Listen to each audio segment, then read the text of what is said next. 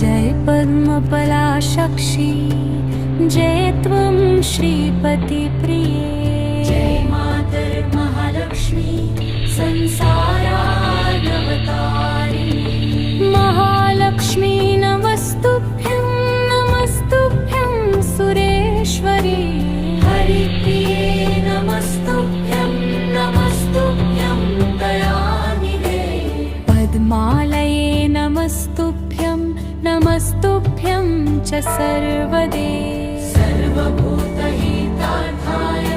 वसुवृष्टिं सदा कुरु जगन्मातर्नमस्तुभ्यं दयानिधे पार्वती नमस्तुभ्यं विश्वेश्वरी नमोस्तुते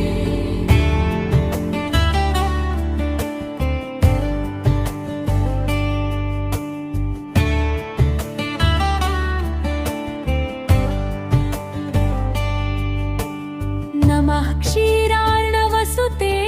नमस्त्रैलोक्यधारिणी वसुवृष्टे नमस्तुभ्यं रक्ष मां शरणागतम् नमः क्षीरार्णवसुते नमस्त्रैलोक्यधारिणी वसुवृष्टे नमस्तुभ्यं रक्ष मां शरणागतम् नमस्त्रैलोक्यजननी नमस्त्रैलोक्यपावनी ब्रह्मादयो नमन्ति त्वां जगदानन्ददायिनी विष्णुप्रिये नमस्तुभ्यं जगद्धिते आदिहन्त्रे नमस्तुभ्यं समृद्धिं कुरु मे सदा अब्जवासे नमस्तुभ्यं चपलायै नमो नमः चञ्चलायै नमस्तुभ्यं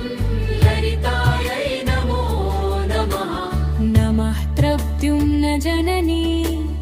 मातस्तुभ्यं नमो नमः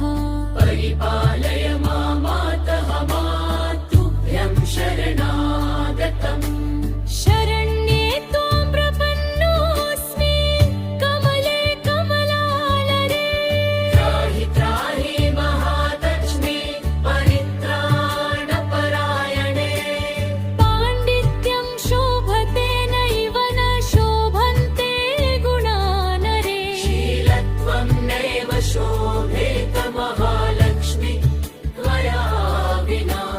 तावद् विराजते रूपं तावत् शीलं विराजते तावत् गुणानराणां च यावल्लक्ष्मी प्रसीदति लक्ष्मी त्वयालङ्कृतमानवाये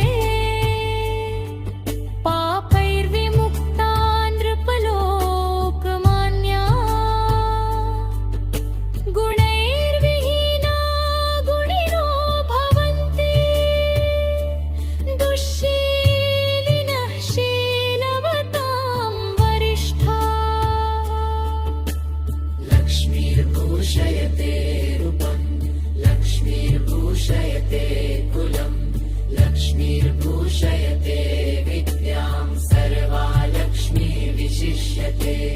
लक्ष्मी त्वद्गुणकीर्तनेन कमला भूर्यात्तिलं जिन्मता रुद्राद्यारविचन्द्रदेव पतयो वक्तुं च नैव क्षमा अस्माभिस्तव रूपलक्षणगुणान् वक्तुं कथं शक्यते मातर्मां परिपाहि विश्वजननी कृत्वा ममेष्टं जगत्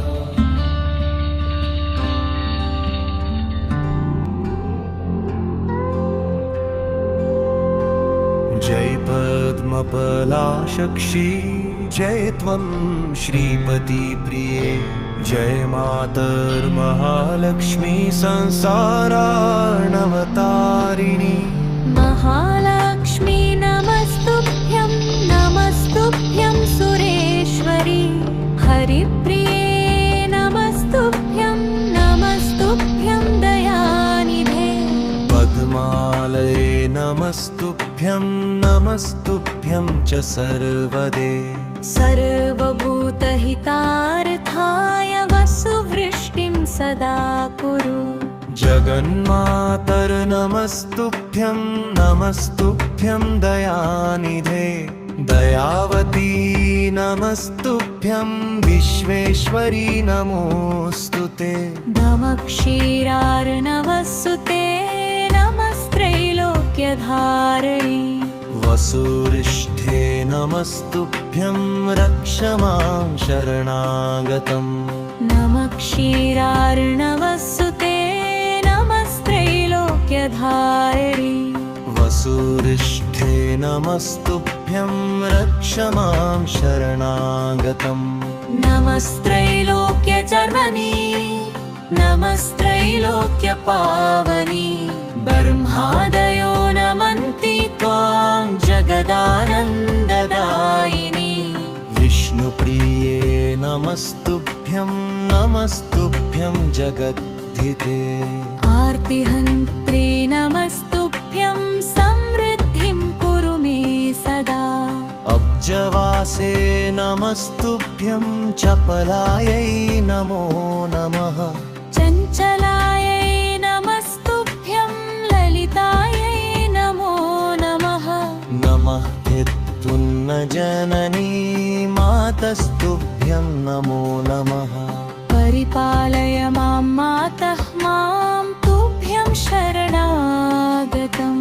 शरण्ये त्वां प्रपन्नोऽस्मि कमले कमलालये त्राहि त्राहि महालक्ष्मी तमित्राणपरायणे नित्यं शोभते नैव न शोभन्ते गुणमरे शीलत्वं नैव शोभेत महालक्ष्मी त्वया विना पारद्विराजते रूपं तावच्छीलं विराजते तावद्गुणा नराणां च यावल्लक्ष्मी प्रसीदति लक्ष्मी त्वयालङ्कृतमानवाये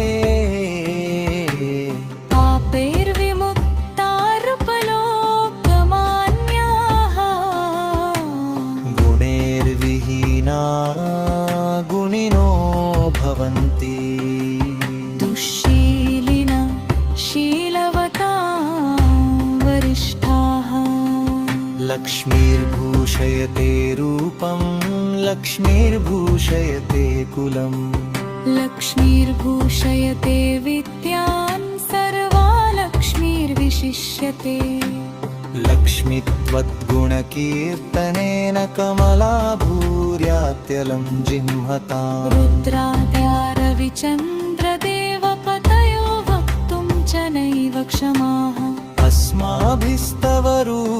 रूपलक्षणगुणान् वक्तुं कथं शक्यते मातर्मां परिपाहि विश्वजननी कृत्वा ममेष्टं